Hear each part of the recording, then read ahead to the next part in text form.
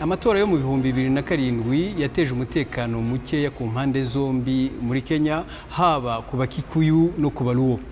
Buri ruhande rwari ruzi ko uzatsinda azakomeza gutegeka agapyinagaza uwatsinzwe kugeza ku yandi matora. Ubwo bwoba rero bwatumye buri ruhande rushakishiriza umutekano mu bwoko bwabo, ari nayo mpamvu kuba bamwe batemeye ibyavuye mu matora byateje ubushyamirane hagati y'amoko. Mumaze kubona ibyo muri Kenya mugereranije n'amateka y'u Rwanda, aho mubona bihuriye hehe ni hehe kuri biriya byo kwishyira mu matsinda? Muri Kenya hariho umwuka kuvuga ngo nitutabarwanya bo bakadutsinda bazatukinagaza byiteka, reka tubigaranzure nibura natwe tuzabakinagaza.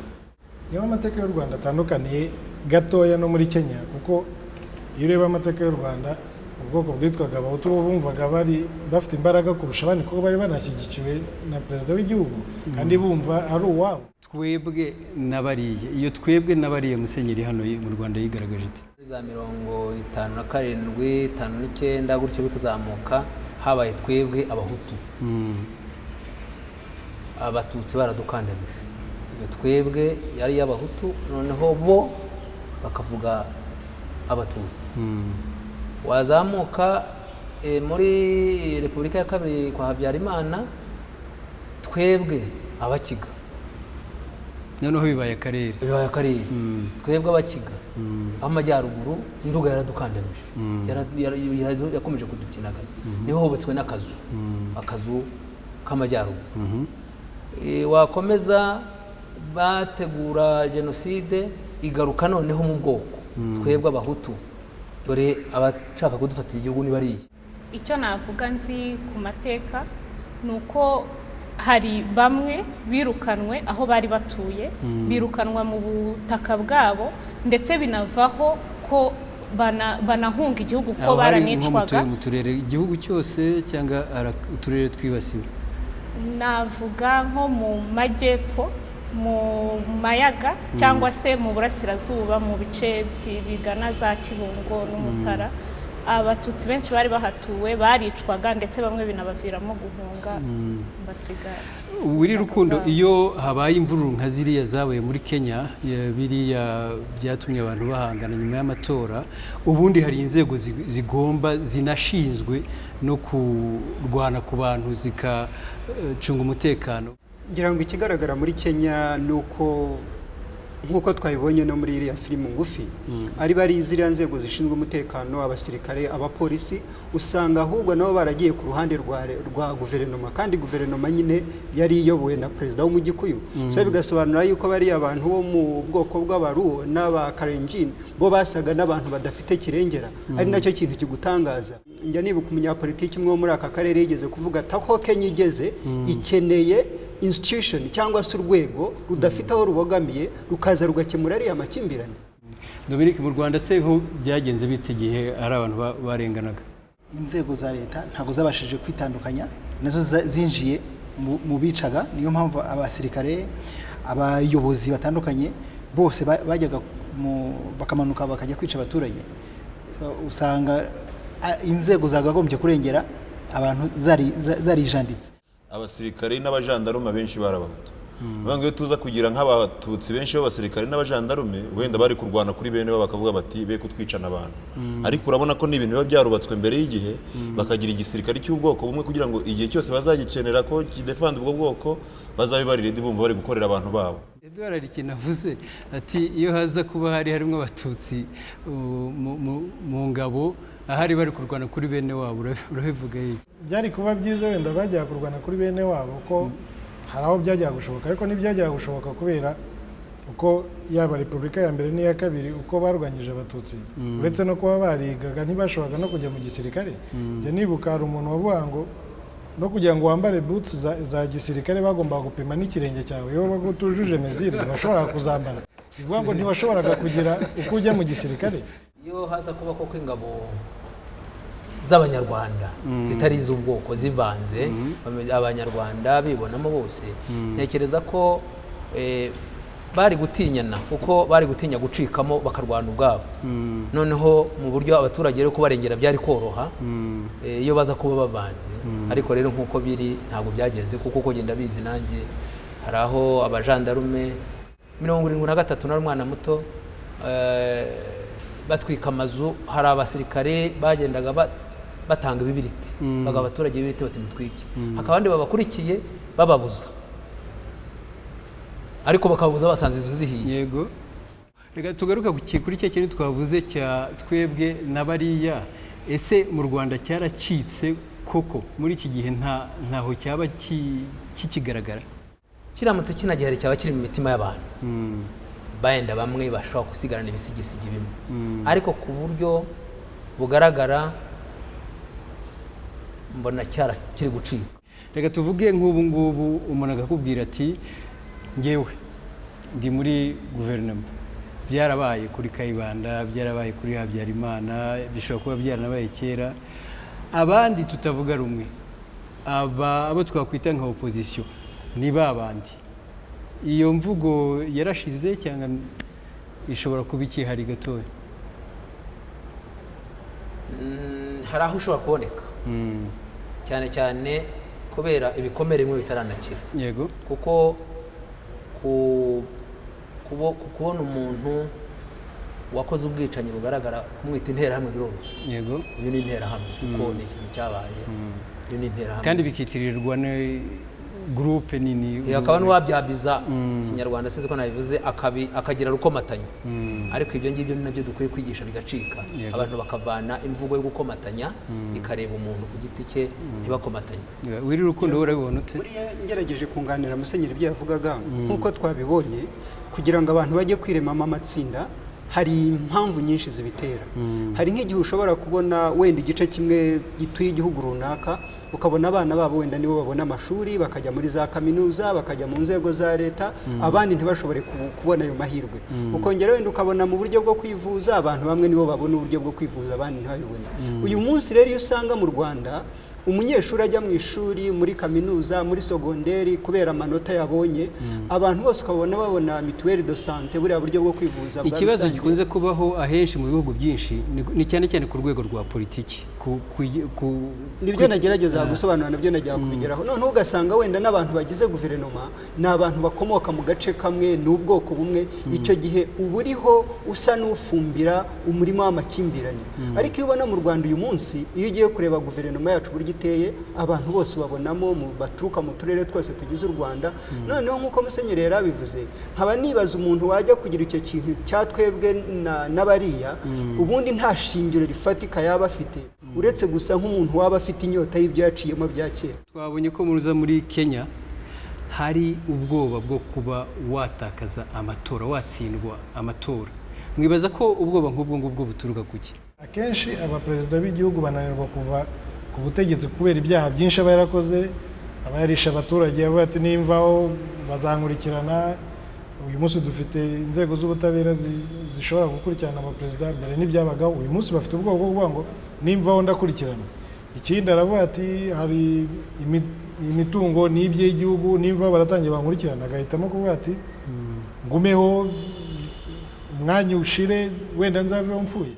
Ikindi kiyongereyeho ni ba bantu uba warigwijeho bawe bagatsiko, akenshi akaba n'igihe ushaka kubirekura ariko babandi bakakubuza bati unturekure. Ikindi kigaragara ni abantu bafata ubutegetsi, hariho nk'amashyaka menshi, agahita avuga ati aya mashyaka nyakuyeho, harasigara hiryange ryonyine. Abakoroni bamaze kugenda, ibihugu byinshi bya Afurika bimaze kubona ubwigenge, bagiye muri kiriya kintu cy'amashyaka menshi, ariko kubera uburyo ayo mashyaka yaremwe ashingiye ku moko n'uturere, nyuma baza gusanga bidatanga ya demokarasi abantu bariho bavuga. Haza kuza igihe cya kudeta zakozwe hirya no hino. Umuntu yakora kudeta akavuga ati aya mashyaka niyo yazanaga ibibazo mu gihugu, noneho twebwe iby'amashyaka tunabivuyemo, ahubwo gengeye kuba na perezida uhoraho. Byarabaye hakurya mu baturanyi bacu muri Uganda. Ikindi nanone abandi bakavuga bati noneho ahubwo hagiye kubaho ishyaka rimwe ryonyine, nko muri Kenya byarabaye. Ariko nabwo ntibitange igisubizo kubera abandi babaga bakora bya bindi cya kindi bitaga ngo ni ishyaka rimwe abantu bose bagiye guhuriramo bose ntibahuriragamo hahuriragamo agatsiko ngira ngo na hano mu Rwanda niko byari bimeze ishyaka rya MRND ryo bitaga ubwo bwato ntabwo abanyarwanda bose babwibonagamo so ugasanga ntabwo biriho bisubiza ikibazo kiri hariya nuko abantu bagera ku butegetsi akagira ubwoba bwinshi cyane akavuga ati ndamutse ndetse abantu bakavuga abantu bagatekereza uko bishakiye ntibizashoboka sinzabasha kubakontorora akareba agasanga agomba byanze bikunze kubarundarunda akabashyira muri iki kintu yavugaga kimeze nk'ubwato kugira ngo abashe kubakurikiranira hafi ko bitabaye ibyo ibitekerezo bitandukanye muri bihugu byacu bisobanura yuko akenshi tubifata mu kavuyo kuko abantu bumva ko niba ngomba kuvuga ibyo ntekereza ngomba kuvuga ibyo mbonye byose ngomba gukora ibyo mbonye byose kubera ko ari wo mwanya mfite. Amashyaka menshi ni urubuga rw'uruvugiro abantu bashobora gutangiramo ibitekerezo bitandukanye, ni urubuga rwo kwisanzura kandi noneho abayobozi benshi rero cyangwa se bamwe na bamwe nyine bakaba batinya urwo ruvugiro kuko batinya kubwirwa ibyo bakosora, bakabikuraho rero no bagashyiraho ishyaka rimwe cyo kugira ngo bacecekeshe abaturage. Ibyo nibyo byagiye biba kandi kukikurikira n'ubwicanyi ni ukukanga abaturage bakahora mu bwoba n'icyo bashaka kuvuga ntukivuge ariko kigahora ahangaha kigakomeza gitutumbamo igihe kizaturika rero bikaba nabi. Ikindi nakongeraho nuko ubundi umuntu ufite ubuyobozi, umuntu ufite ubutegetsi yempoza ashyiraho n'uburyo abantu bazajya batekereza ideology haba mu bushakashatsi. Niko bigenda cyangwa niko umuntu abyihitiramo akabyikorera? Muri rusange abadiktateri tugenda tubona niko babipanga, bavuga ati abantu bagomba kuzajya batekereza batyo, imitekerereze yose akayikanaliza akayinyuza ahantu mu nzira kugira ngo abashe kubayobora nyine. Ariko ababizi neza ko ari gukora amakosa, icyo gituma igihe kigera akavuga ati nindekura nzi neza ko nabakandamije baranyirenza. Tumaze kumva impamvu abantu barimo amatsinda n'uburyo imitekerereze ishingiye kuri twebwe n'abariya yagize ingaruka mu kongera ubukana bw'amakimbirane yo muri Kenya. Dushobora noneho gutekereza ku buryo bwo gukumira uwo muco, ariko mbere yaho turabanza turebe uburyo abanyarwanda muri rusange bumva kwiremamo cyangwa kwihindira mu matsinda. Abantu bashobora gukora groupe bashingiye ku gace bavukamo, abantu bashobora gukora groupe bashingiye ku idini basengamo, abantu ariko bashobora no gukora groupe nanone kubera ko iyo bari kuganira bakunda guhuza umurongo, baba bagira ngo bishyire hamwe bungurane inama bungurane ibitekerezo n'ibindi byinshi. Tujya mu matsinda nyine kugira ngo dukorere hamwe tubone inyungu zihagije tuzamurane. Groupe rero igukurura bitewe n'ibyo ishakamo cyangwa se n'ibyo ugushakaho, so ushobora kudecidinga kuyijyamo bitewe na benefits uzakora muri ya groupe cyangwa se ukadecidinga kutajyamo bitewe n'ibindi ukora biri contrary n'ibyo ushaka. Ni nk'ikintu cyo kwishyira hamwe, hari groupe mbi hari na groupe nziza. Ubu nkanya ushobora kuba mfite groupe y'abantu banje yenda ni abantu 10 cyangwa 5, ariko mu by'ukuri ngomba kubanza nkareba akamaro bamfitiye. Umuntu ni ikiremwa cyaremewe kubana n'abandi atandukanye n'inyamaswa, ubwo rero ajya muri groupe kugira ngo abe sociable. Ese umuntu yakumira ate cyangwa se dukumira dute imyifatire kamere abantu bagira yo kugana mu mitekerereze ya twebwe n'abariya? Turabigarukaho nanone tugereranya imyifatire yacu mu bihe byashize no muri ibi bihe. Mubirebye rero murasanga icyakorwa kugira ngo iriya kamere tumaze kuvuga umuntu agerageze kuyikumira cyangwa se kuyigabanya ubukana yabigenza ate? Urugero nabaha ni nko turebye nka imvugo zigenda zikoreshwa mu bihe by'amatora nko muri Kenya. Ahubwo muri Kenya umuntu yavuga ko hakiri ikibazo kuko n'uyu munsi ukurikiranye itangazamakuru ryaho usanga bavuga bati kanaka ashobora kuzatsinda amatora kubera yuko akomoka muri ubu bwoko kandi bukaba bufite umugabane munini ku baturage ba Kenya. Urumva rero politiki yabo iracyashingiye ku bwoko. Icyo gihe rero ubona hari ikibazo gikomeye cyane. Musenyeri, nko mu Rwanda twagerageje kurwanya uwo muco dute? Abashaka kutujya imbere kugira ngo batuyobore buri gihe bagaragaza ibikorwa bashaka gukorera abaturage. Yego.